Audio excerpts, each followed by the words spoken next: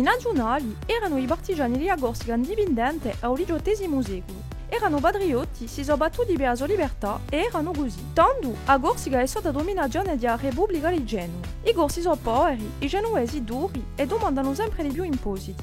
Una rivolta scatta nel 1729 in Bustanico. Comincia allora un secolo di rivoluzione. I ribelli attaccheranno i genovesi in una Bastiglia che si era messa alla porta. La canzone a Paladina parla di questo. In 1735 in Orezza, i nazionali si uniscono in una consulta e dichiarano la Corsica indipendente. I capi macchia sono Andrea Geccaldi, Luigi Giafferi e Giacinto Bauli, babbo di Pasquale. In 1736 si scegliono un re, un alimano, un certo Dio.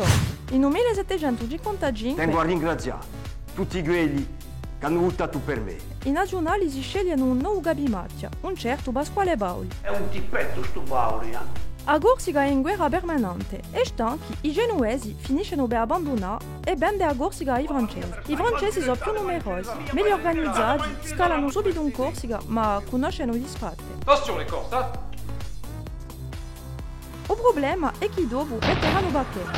I soldati corsi sono 2.000, i francesi 22.000. Secondo gli organizzatori o secondo la polizia? E il sogno della libertà poi avviene nel 1769 e tanto comincia la repressione. Era così un nazionale, si è rivoltato, si è battuto, ci ha creduto. Il problema Non a farla con quello. è che l'ha perso. Ma ude Kalashnikov.